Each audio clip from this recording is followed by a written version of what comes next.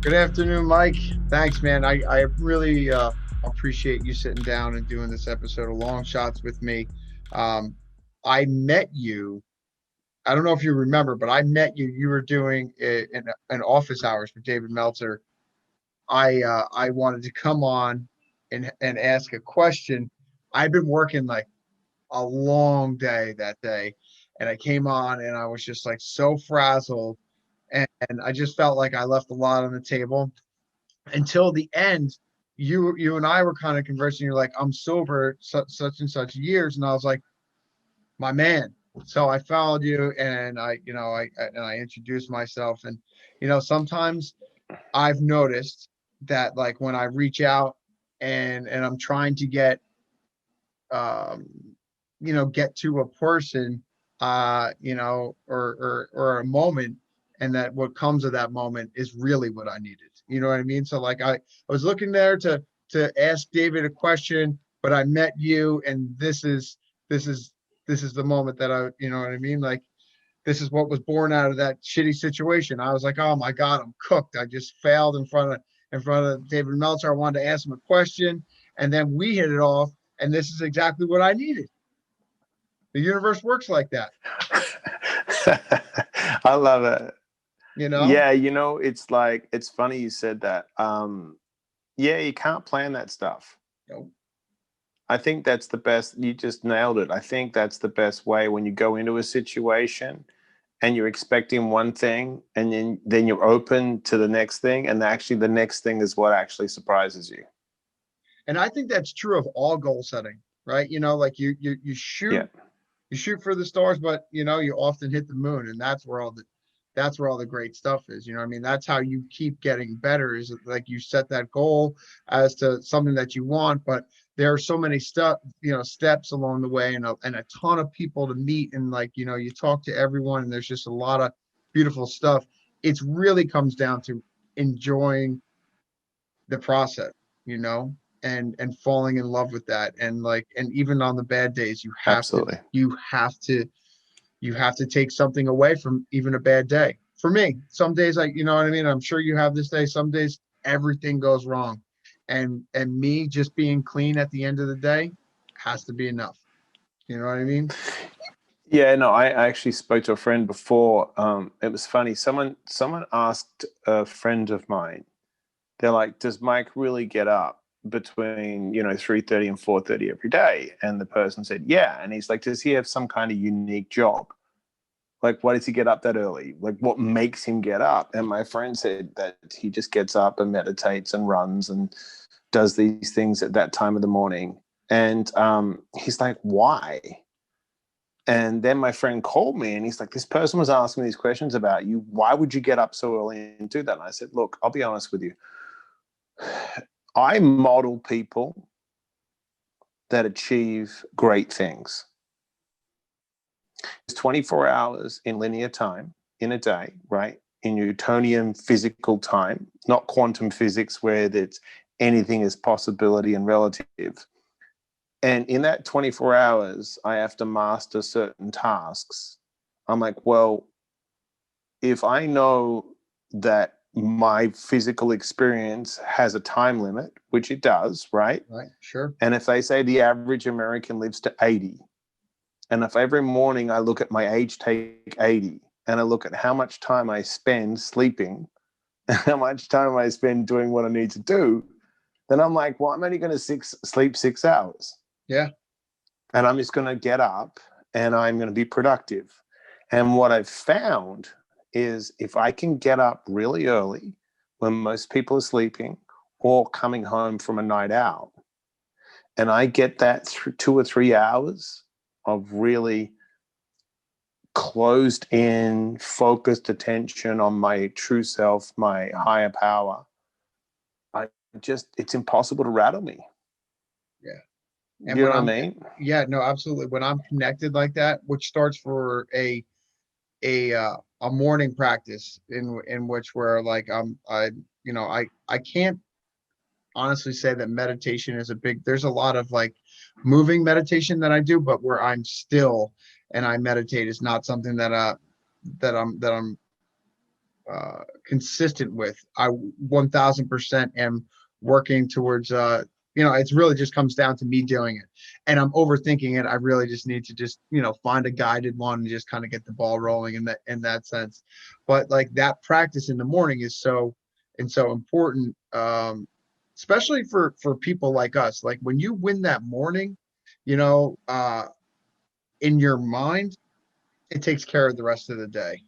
Absolutely. And when I'm right in that morning, um, it'll set the tone for me to be able to pause later in the day where I might become, agitated or resentful, whatever you want to call it. You know what I found really interesting years ago? I was in New York City, and I had an ex-girlfriend that did Bikram yoga.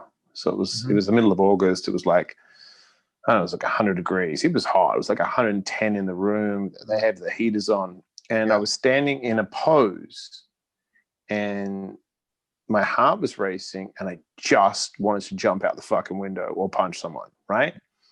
And I stopped for a second, and I was standing in a pose, right? And I'm like, how can standing in this pose make me so crazy?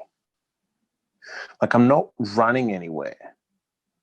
And I really found a moment of peace in it. And I was like, wow, I am getting so frustrated just standing here. What is that about? And I Right. found it really interesting that I couldn't stand in a pose, right? So Right. it was doing something to me, because obviously when you're doing yoga, you're stretching, but you're also twisting organs, which is Right. detoxifying the body. Hmm. So it made it really interesting to me to then say, okay, that's when I was going to say I got into sitting meditations, because I was like, okay, why can't I sit here for 15, 20 minutes? It's only 15 or 20 minutes. What is it going to teach me to just sit down and allow myself to sit and be peaceful and the thoughts to go? And once I got into the habit of stretching and doing breath work in the morning, it's allowed me to slow everything down. When information comes in, I'm used to sitting in it. And when the stimulus comes in, creating a gap between stimulus and reaction. Do you know what I'm saying? So, true mindfulness practice is becoming mindful in the moment. You could be mindful when you're eating. You can be Right. mindful when you're shopping. You can be mindful when you're running, walking. But if you can get to the point where you can sit and just watch the thoughts like traffic, so the thoughts are traffic, you're standing on the edge of the freeway and you watch the thoughts go by, then what happens is you're learning to slow the machine down. The machine doesn't run you. Do you owe that all to meditation, or would Oh, you yeah. say, okay? Oh, So yeah. would you like so On now my that's practice, I meditate every day, every morning. So what I do is I do 3 different types of breath work. The first breath exercise I do is it's a alternative nasal breathing. So Mhm. it's a Kundalini practice where you're in one nose, out one nose. I do that for like 2 minutes. Then the second technique I do is inhaling through the nostrils, in and out through the nostrils, and pumping the diaphragm, which is called breath of fire. Then the third technique I do is a Wim Hof style, but Mhm. Wim says just to breathe through the mouth. I like to do in through the nose, out through the mouth. And Laird Hamilton talks about it, Tumo breathing. It's important to get into the nose breathing for the nitric oxide. Mhm. So when I've done those 3, and then I stretch out all my groins, because by stretching out the groin muscles, you're removing everything from the bottom chakras, the anger and all that, and you're pulling all that energy out of you to clear your body out. So I do a big groin stretch, and then I'll do usually a 10 to 15 minute mindfulness meditation, and I follow a box breathing, which is 4 in, 4 out, hold for 4, like a box. The Navy SEALs practice it. Okay. Or there's evolution breathing, which is in for 4, hold for 8, out for 4, in for 4. So it's, double it. So they're two different techniques, but my breath work will tell me where I'm at for the day. Do you see Interesting. what I'm saying? So if I'm off and my body is like off, so Right. that's why I run every day. I'll tell you why. So the hardest thing to do is run because every day is different. Every day Yeah, is I know. different. If you go Running, out, yeah, running for running's me. tough. Yeah, Running is it true. is tough. Yeah. Yeah, it's not like, now I'm not saying cycling is not hard, but you know, the bike can carry you. Hmm. Running and swimming is hard. Yes. Even if you're a good swimmer, it's a lot easier because you can like float a little bit, but you're running, you're moving, right? So you've got to Hmm. carry your body. And you can't lie when you're running 10 to 12 miles a day. You just can't. You can't bullshit that. It's a long way. Yeah. So so in my runs, I find myself. I find what I need to shift. And I studied mindfulness running and chi running. So I never get injured or hurt. I could go out sore and come back really feeling great. Okay. You know what I'm saying? So That's interesting. there's different techniques. Yeah. So I don't run to hurt, I run to heal. Interesting. Now, I'm 103 days in and I'm I've been stronger following that now on than it. day I've one. been following that on Instagram. The first month always sucks. Right. But if you follow any really you know, ultra successful, I mean really, and I mean successful in all areas of life, Hmm. there's a part of them that can tap into like Like Rich some Roll and some kind of ultra discipline. Like you look, Wim Hof, you can't look. There's a lot of people that you know. I know. Look, I don't want to call people out, but I know some people that are self-help gurus that as soon as they suffer a little pain, take a bunch of Prozac. mm, To me, you can't be right in self-help if you're on Prozac. right. Like, do you know what I'm saying? Write a Yeah. book about taking Prozac. And you know what I mean? But don't tell me you're Yeah. connected to. So, you know, when you Right. look at Wim Hof, right, and you go, okay, the guy went up 16,000 feet of Everest in his underwear, something crazy. Hmm. All right, the guy's doing something. Do you Right. mean like that? You Yeah. can't fake that. He laid in an ice bath and broke a Guinness World Record. I know. His story. He is just an amazing human being. Right. So You it's know. like there's then you go, all right, what is he doing? Or he's doing this breath work, or he's doing these things, or he's stretching a certain way. It's like Laird Hamilton. I love it, Hamilton, you know, because he like surfs the biggest waves. Right. You Mm-hmm. can't just do that. You can't get off the fucking couch and Yeah. go surf a 60-foot wave. Right. Do you know what I mean? So Yeah. Work I has got to become first before anything. yeah, and I just think that I think what people miss is everyone wants the trophy, but no one wants to train. Sure. And you know, so you and I, and that kind of leads into a good segue for you and I both got sober, and in the beginning, it is like insurmountable. You know what I mean? Like Right. you look at the life that you've created at that point, and it's just a pile of shit.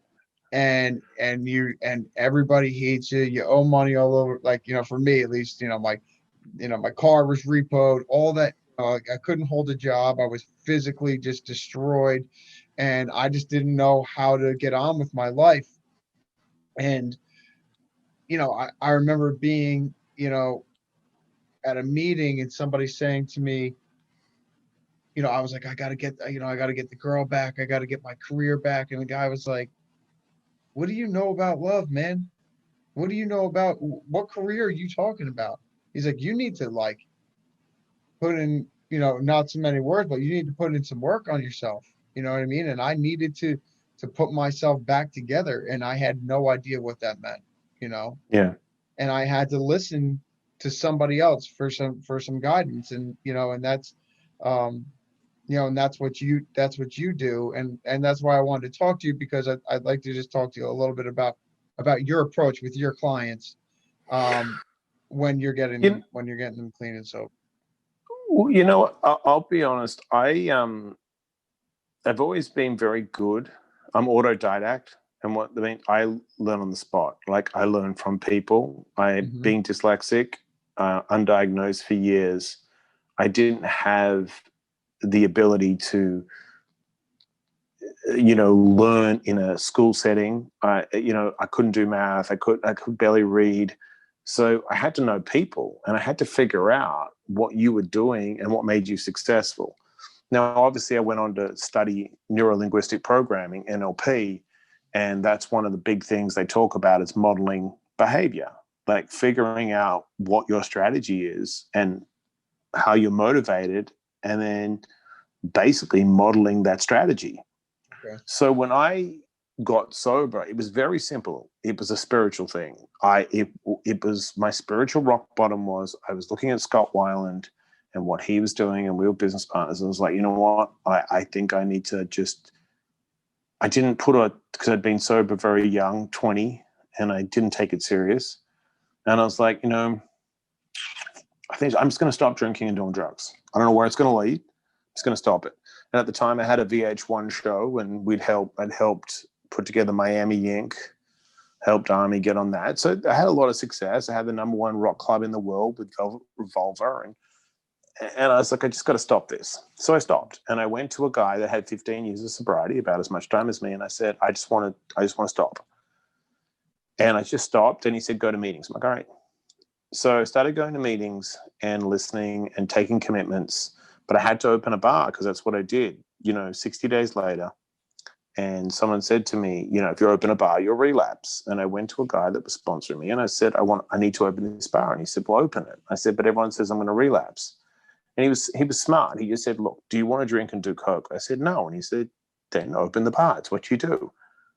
It's what you do. Open the bar and then move on. Save enough money and get out of the bar business.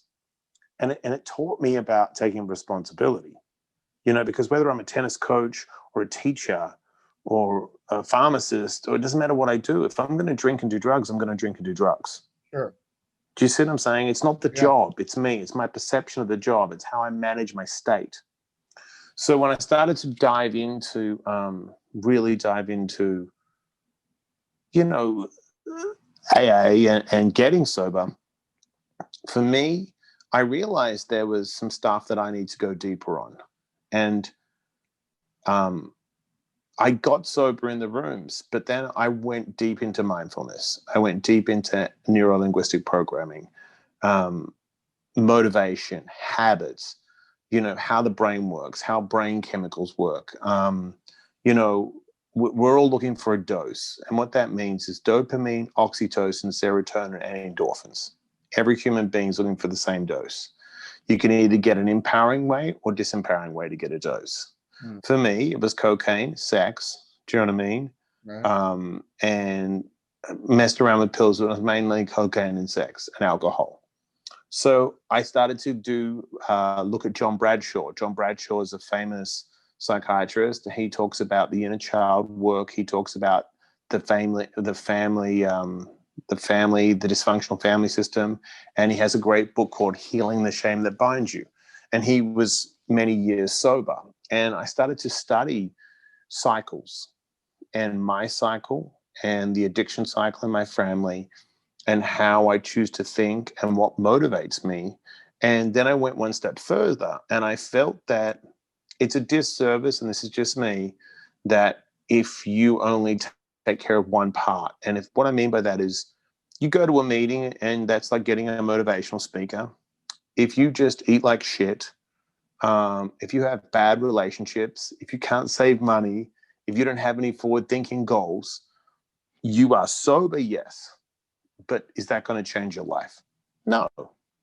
And there's a lot of people that go into meetings, sponsor people, say a lot of stuff out of the book, but they don't practice shit. Do you know what I mean? If you're sitting there and you're eating 42 donuts, drinking 9 cups of coffee, and borrowing money from your sponsees, what kind of principles are those? And I started to get turned off by those things. I was watching a lot of people talk, but they weren't actually doing anything.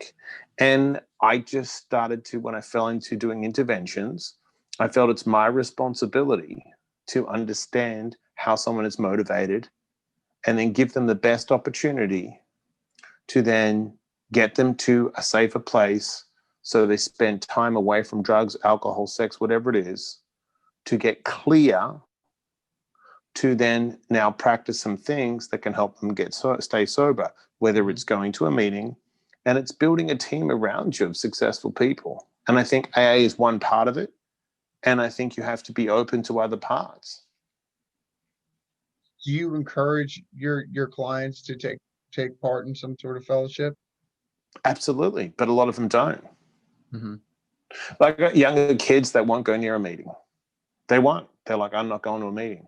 So I put together, private Zoom meetings, and we, follow steps and procedures. But, some people are burnt out from a 34-year-old guy just yelling at them, you don't want it enough. It doesn't work anymore. Maybe Right. it worked back then, but times have changed. So did it work for me? Yeah, absolutely. Does it work? Yeah. Would But you does would you go? would you say that maybe they hadn't truly hit their bottom quite yet in that situation? Because when I came in, I had no shot. Like, you know what I mean? Like I was ready. Like No, if I like a think the bottom. I think the bottom is all a personal thing. I but don't think some people reach a bottom. I mean, I know people that just die. for sure. I mean, for That sure. and I look at their life and go, this guy bottomed out 90 times. How did he not? Do you know what I mean? I think it's a personal thing, and I think. Look, I think if you want the information, you're going to get it. But then I think it's up to you to make choices for yourself. I don't think I can tell you how to get sober. I can present you with things. But I think if I'm going to take the job of being a sober coach or an interventionist or coach people, I have to be able to understand what motivates you and the language you speak. And that's why I don't believe that every addict's the same, because your trauma No, is different to mine based on your perception of reality. absolutely. Absolutely. Do you know what I mean? But I think that's, well, all alcoholics are the same. I don't believe all alcoholics are the same. I don't believe all addicts are the same. no, I mean Because what triggers everybody. me may not trigger you. Absolutely. Absolutely. Everybody's still, like you said, everyone's different. So everybody's experience, getting clean is 1000% going to be different. But for me, at the center of it has to be some sort of spiritual like connection. 100%. Well, the program was taken from look, the program was taken from the Oxford group, Hmm. the steps, right? Yeah. That Yep. was the spiritual. You have to have some kind of spiritual values, principles, rules, and discipline. Absolutely. Yeah. Now, how you get that? Look, a lot of people were into what Noah Levine was doing. Do you know what I mean? And he was doing a lot of Buddhist-based stuff. Then, unfortunately, he had issues with the Me Too movement and other things. But he had a really great program with Buddhism. Look, you have to connect to a power greater than yourself, whether it's source energy, whatever you want to call it. You have to turn it over to that part of you, the intuition that guides you correctly, and get out of your ego. And if you Mm. get out of your ego, you make empowering choices. Now you said that like in the first like 60 days or so, you had to open up a bar and you had to take care of your mind state. So 60 days in, you don't have too much of a solution. What are you doing during that time? Like, how's that happening for you? And you know, I mean, did you ever You have know, a it chance? was quick for me. Honestly, I was doing 3 meetings a day. Hmm. Breakfast, lunch, and dinner. I Yep. changed everything. I just walked into meetings, started meditating, was always going to the gym, even though I was a crackhead. I mean, I was out of my mind. I was doing an 8 ball of cocaine a day and drinking a bowl of vodka for years. And I would smoke. I would smoke crack. I would smoke probably a gram of crack and then snort a couple of grams of coke, drink a bowl of vodka, work all day, work all night, go to bed, wake up the next day, walk my dogs, and go to the gym and start over again like nothing happened. I mean, I was completely out of my mind. Yeah. So when I was getting sober, I just took that same energy and went and I was like, I'm going to go to the gym every day. I'm going to get up earlier. I'm going to eat really clean. And even then, as a crackhead and a junkie, I ate really good. I ate 5 meals a day. It was completely insane Wow. because I grew up. I grew up playing sports and drinking young. See, in Australia, I was playing rugby and Australian rules football young. We were drinking at bars at, 14. There was no identification. I started drinking at 12, Hmm. 13. So it was just like you work hard, you play hard. Yeah. It's completely delusional and primitive. It's so messed up and not spiritual. And so you're just wired that way. So you don't know any different. So what do? You just work, work, work, work, work, and drink, drink, drink, and snort, snort, snort. Yeah. It's fucked up. Yeah. Do Um, you know? So the yeah, no, sobriety thing. absolutely. So look, when I heard work as hard as you did in either one, so I was like, well, I didn't take any days off doing drugs and drinking. I guess I'm not taking any days off for these meetings and 3 meetings a day. And Yep. That's exactly how I did it too, man. I was getting high. I was either high or drunk every day since I was like 14 or 15. You know yeah, what I mean? I got so it sober when I just was, sucked. yeah, Yeah, exactly. exactly. When I was 33, and um, I had to use that same intensity. You know what I mean? Like for somehow a guy who had no money was able to find $200 a day to get high and drunk. You know what I mean? That's insane. You know what I mean? I got We're to try. very resourceful. We're very Yeah. resourceful. Yes. Yeah. So But so I would say to someone like, I would go to meetings, absolutely. The one thing I've always learned is trust your gut. Trust your gut. yeah, Trust what you feel. Like, get clear. Look, people say they don't know what they feel. They do. When you meet just scares the someone, shit out of them. That's all. well, yeah, the truth is, if you meet someone and they feel a little shady, doesn't matter how much time they have, or if you meet someone that doesn't feel right, it doesn't feel right. Then you know what I mean? And you've got to have the Absolutely. confidence in that and, go to meetings, read the big book. The big book is amazing. But then read other things. Sure. You have to expand. You can't read one book. It Agreed. doesn't. I don't agree with any one book that has the answers. It's bullshit.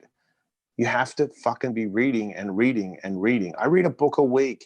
I'll give you a perfect example. I got given a book. I bought a book from this entrepreneur called Emma Isaacs. She is incredible. And if say it was 5 years ago, someone gave me this book, I may not have read it, but we did it. We were on Melsa's podcast together, and I clicked with her. And she's Australian, and I sent her a message. I said, "Hey, I ordered the book." It was an incredible book about a woman with 6 kids who's a badass, who's an entrepreneur, and we've become friends because of it. Because I read everything, and Hmm. there's some stuff that's going to be like, I know this. It's a good to hear it again, and there's some stuff I'm like, oh shit, that's interesting, that inspires me. And there's some stuff I'm like, that's more information. Yeah. So you can't get that from the same book. It doesn't exist.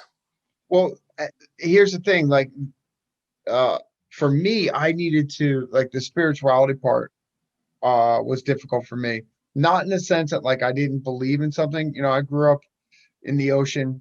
So I always had this like spiritual connection like with that, and it built from being outside, outdoors, and things. But for me to like be able to tap into something and and and fulfill me was difficult. And it was a lot because I didn't fully understand, I guess, how to do that, or how to seek that power. And I did a lot of just a lot of other readings and listenings and things like that. And it's true. You have to continue to expand your mind in that situation, because you'll just I think you get frustrated, especially early on in recovery. Like I was very frustrated with like not knowing, being okay in that gray space is kind of like a superpower almost. You know what I mean? Like being able to be like not knowing what's going on in your life and being content and being like I know it's gonna work out. I just have to keep on keeping doing what I'm doing. You know what I mean? Because sometimes every day isn't, like No. something drastic that happens that changes your life. There are days where I'm just like, fuck this, where you want to give up and where you want to take the easy way out. And it just that easy way out, there's just nothing there for me anymore. Like those emotions are so simple. And like when you do what is hard, when you work through those tough days, and when you like we said in the beginning, aim for that goal, beautiful stuff like this happens. They're the surprises that we get when we get out of our own way. Hmm. And I think it's okay to have goals and a plan, but if we can't bend and be flexible, there's I was speaking to someone the other day, and look, this is going to sound fucked up. I'm just going to tell you the truth. The pandemic's been the best thing for me. That's the truth. I lost 200 speaking gigs this year, but wrote a new book, which is 10 times better than my first book. And I'm getting absolutely hammered by my editor. Um, Last year, I broke a Guinness World Record running 1 month. I ran a half marathon every day for 30 days. I'm 103 days in over, 1,000 miles, and it's like not even touching the sides. I created a supplement line because someone sent me a product and I tried it and I'm like, this is just crap. I could do it myself. So I called Sam Bakhtiar, and I said to Sam, I've got an ingredient I think will work. Sam said, come to my house. I came to his house because I'm up at 4 a.m, and I gave him the ingredient. We tested it. The lab approved it. And I got a cognitive performance supplement coming out in the next week. Right. Um, none of that. The new book wouldn't happen. I'm talking to the biggest agents and publishers right now. The supplement wouldn't have happened. I wouldn't have run 10 miles every day, Right. pushing the baby in the stroller most days. I've had to flip all my coaching to online, which is fine. Hmm. And I have all these opportunities and I have all this freedom. What the pandemic taught us is a very important thing. People got upset because they were told to stay in their houses, but they weren't told to stay in their houses. They were told to go inside.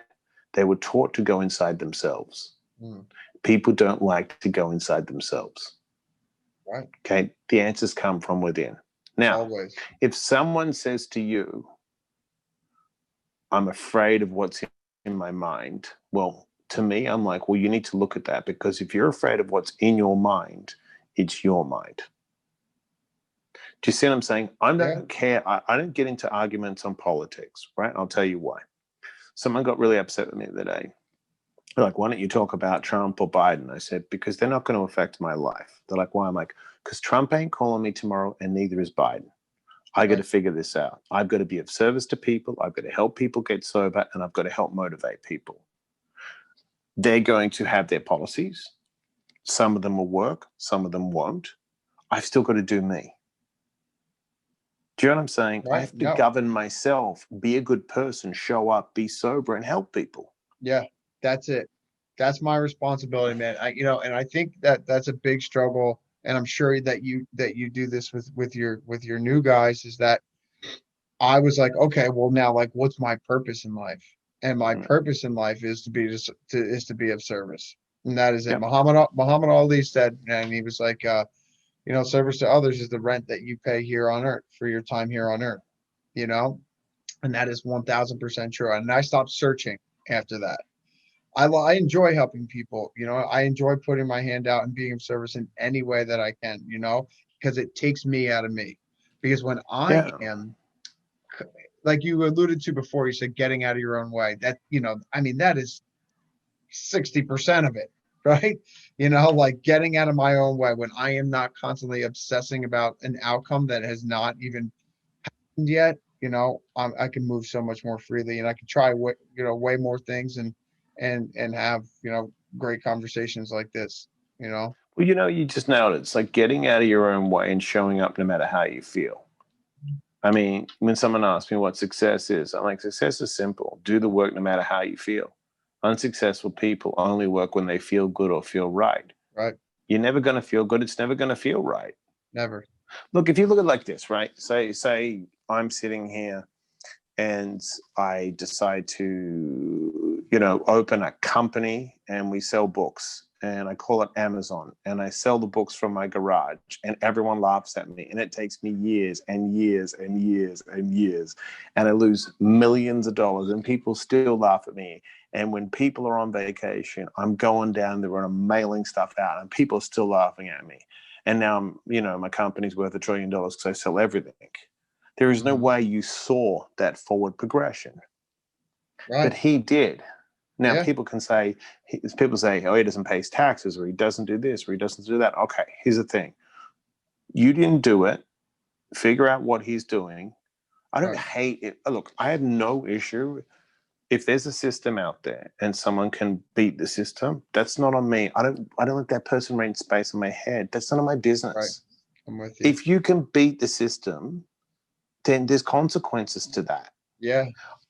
I show up, I be of service, I pay my taxes, I take care of my clients and my friends. I have an easy life. Look, I'll be honest with you.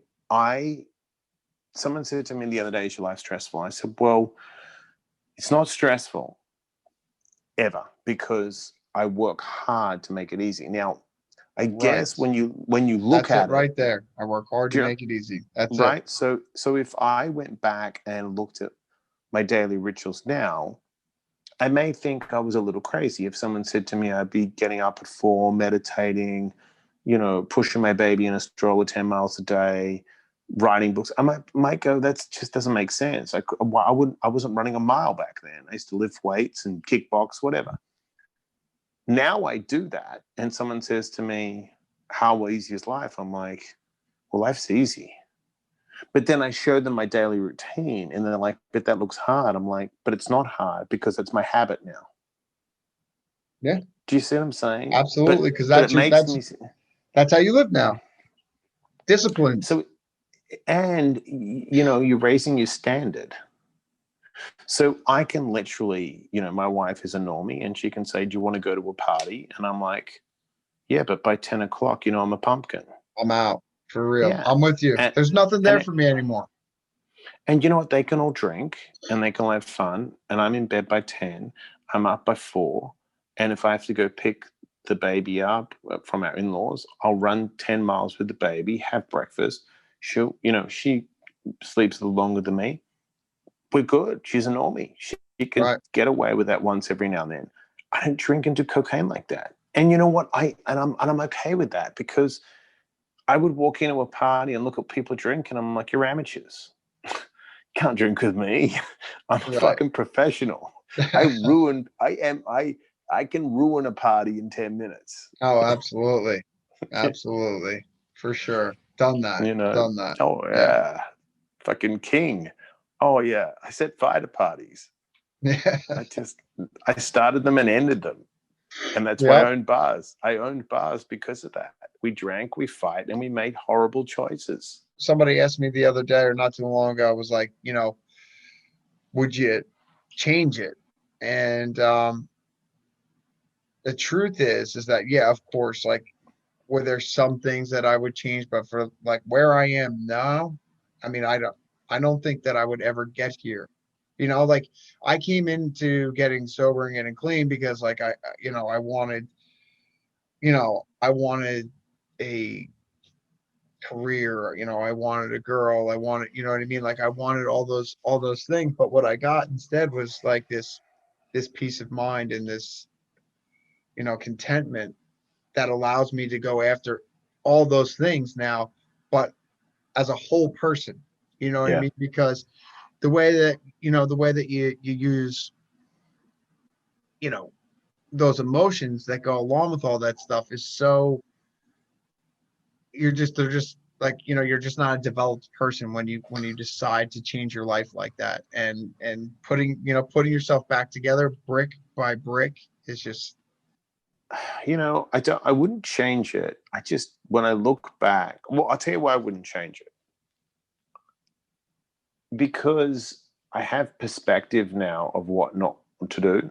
So I don't believe in failure. I believe I made some choices and expected a result, right? right. And if I didn't get that desired result, then I kept experimenting. And if you look at Edison and the light bulb or whatever it was, 10,000 attempts, he was like, oh, I Yeah. know 10,000 ways. So for me, I know there's always going to be curiosity, right? So people, are going to say, well, what's it like to do cocaine? And I'll just like, well, you feel good, but it's going to fucking destroy your life. Yeah. So I don't have to, because I've done so much and got it out of my system. I don't feel I ever have to regress. And that's in personal relationships. I was actually finishing up a chapter in my new book, and someone asked me, it was a really, really amazing question. Like, are you ever afraid to fail? And I'm like, well, I failed so much. I know process now. Right. And I remember when I went to an investor years ago and asked him for money, and I was all confident. And he said, how many businesses have you tanked? And I said, none, expecting him to be like, awesome, I'll give you money. And he was Yeah. like, No. no, it's the opposite. He goes, Yeah. go and tank a few businesses, and then I'll give you money, so you'll know how to keep the money. And it didn't come really clear till years later, where if I hadn't had blown up businesses, if I hadn't had blown up relationships and made an amends, things wouldn't come full circle back to me. Yeah. So, if someone's out there fucking up, I always say, stay now, turn it around. Mm-hmm. Turn it around. Do a 180. Be the guy. Look, the greatest thing is when you're the guy that everyone calls to party and do blow with, and you're a fucking maniac. Because look, let's just call it for what it is. I owned a bar with Scott Weiland. Mm. I mean, we were in the belly of the beast in New York Mm-hmm. City. I'm a Mm-hmm. kid from a small town in Australia. Now I'm the guy that people call to get them sober. That's beautiful, man. When people call you now as the rock in their life, Yeah, you know what I mean? They're it's like, it's a big contrast it's from a crackhead. it's a shift for sure. It's a shift for sure. It's like, it's a bit it's a bit of a stretch. It's a bit of a stretch. Yeah. Yeah. But No. you know what And I'm saying? But yeah, and that's why I keep it green every day. I get up, do the same shit. I don't take anything for granted. I'm very humble because I always pick up the phone. You never know. I stay out of my own way. let's talk a little bit about your book real quick before we wrap up. I know you got things to do, but um, It's all right. so in the book, is there a lot of this, a lot of how you've gotten to the person that you are today? What's the basis of the book?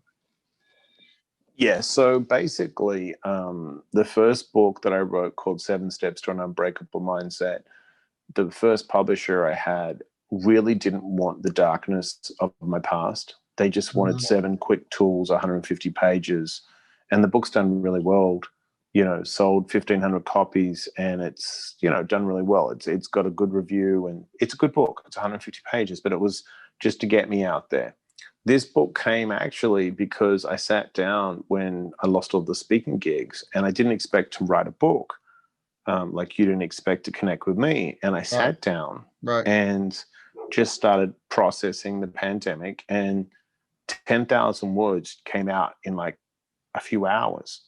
So I called a friend of mine and I said, hey, I think I'm writing a new book. Could you check it out?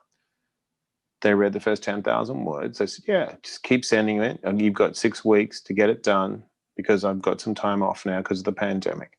Right. I wrote 66,000 words in 6 weeks, all about motivation, perspective, purpose, and just really deep into my life story. And then I had a deal, well, looked like a deal with CAA, and which is they're Nice. massive. And Yeah. the guy from CAA said to me, hey, it's really good. And he just said a few things that I was like, you know what, I'm going to get a second opinion. And then I sent it to another friend of mine who's a big editor, and she loved it. I'm like, okay. And then I sent it to Melsa, and Dave read it, and I asked him if he'd write the forward. He said, of course. Oh, great. And he's like, I think I need to give it to my guy. And he gave it to his guy who's an editor. Hmm. Guy said, I love the book. We're rewriting the whole book. So I was like, what? And I'll be honest with you. And I've learned this, I'll tell you the truth. a switch went off, and I'll tell you this what happened years ago. I had a really good acting coach, two acting coaches. One was an alcoholic, and he was really bad, but a good coach. The other wasn't, and I went with the wrong mentor. That's funny. Now, right? Yeah. What happened is the one guy, I knew who I should have gone with, but I'm an alcoholic. I didn't know I was an alcoholic back then. I was like 19, 20. And that guy had coached Hugh Jackman and a lot of actors, and I was in the circle, but it just, my ego was in the way, and I made a bad choice. I should have gone with a different coach. Right. And the same feeling went off. I know the feeling of, I've got to rewrite the whole book. It's going to teach me. I need to go through this. If I want to really write a bestseller, I'm going to rewrite the whole book. So I started rewriting the book, started running again. And the first 4 chapters, I literally wanted to stab the guy. I mean, it was so much red ink. But when I reread it slowly, everything was correct. He's right. He's pushing me to a place I don't like. Yeah. He's testing me. So when I started running again, the supplement came from me running. Someone gave me a supplement. I didn't like it, created the supplement, kept running the miles. And I learned many years ago, this guy said he had a program, a business program, and he couldn't figure out why people would do the program but still fail at business. So he went and interviewed 200 people and asked them what the most important thing is. They said purpose, passion, and a plan. And he's like, well, how do you find purpose? So the next day, he'd never run. His next day, his neighbor said, do you want to run a marathon? He's like, you're out of your mind. And he's like, yeah, it'll give you purpose. And he's like, purpose. So he trained for a marathon. Nice. And he ran the marathon, and he realized at the start of a marathon, you can't lie. If you're a CEO, a housewife, it's 26.2 miles. Yeah. You can't fudge life. And it clicked when I heard that running the half marathons last year. So when I go out and run every day, Do it or don't, right? well, here's the thing. I've run 103 days straight. If I don't run again, it doesn't matter what happened for 103 days. If I pick up a drink tomorrow, nearly 15 years are gone. If I'm a good person now, but I'm a cocksucker in 10 minutes, being a good person doesn't matter. Yeah. If I don't wash Consistency. my clothes, right, if I don't wash my dishes, if I don't save in the moment.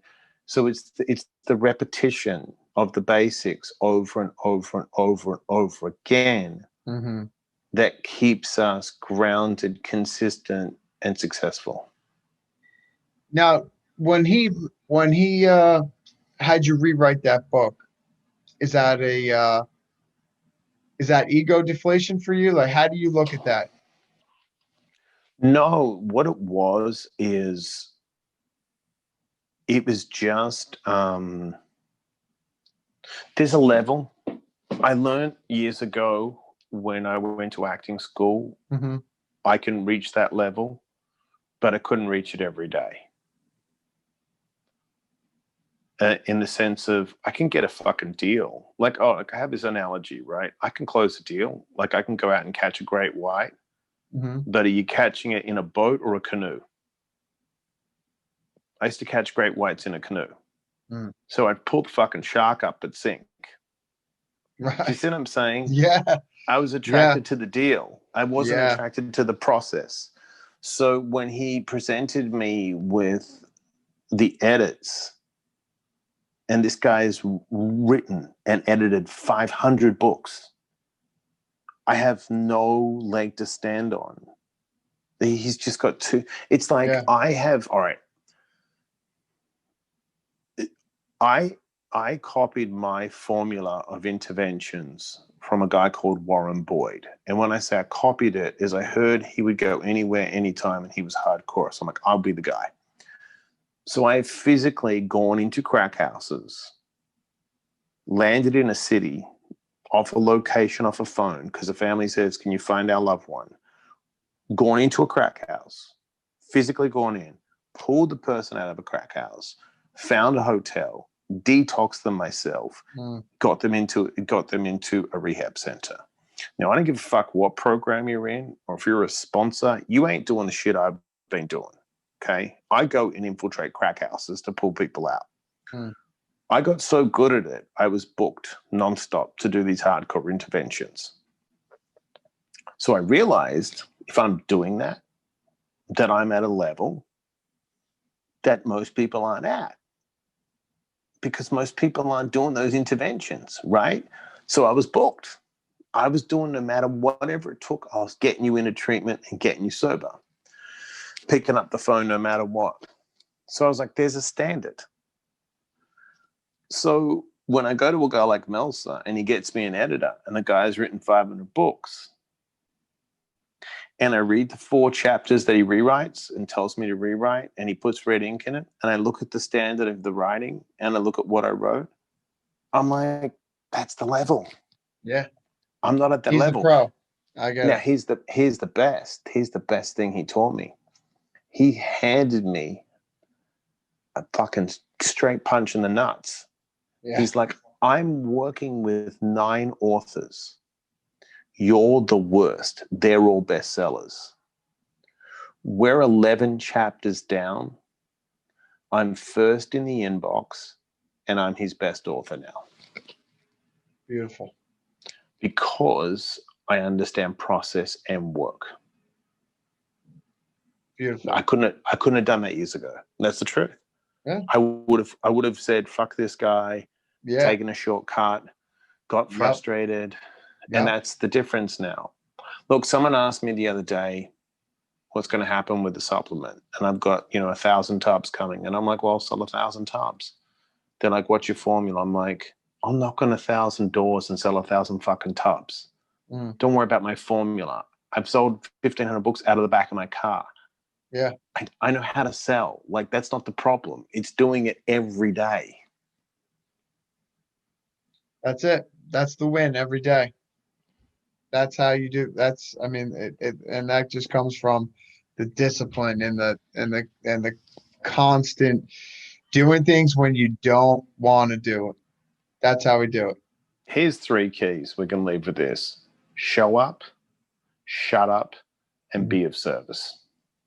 Absolutely. Listening is huge. Not asking a question just to reply.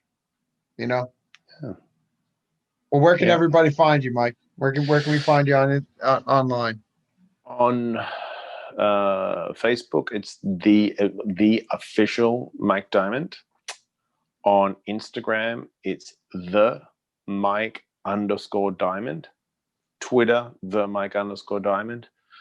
LinkedIn is just Mike Diamond. It's pretty easy to find. And my website, themikediamond.com. Great, man. I really appreciate your time today, man. Much love to you.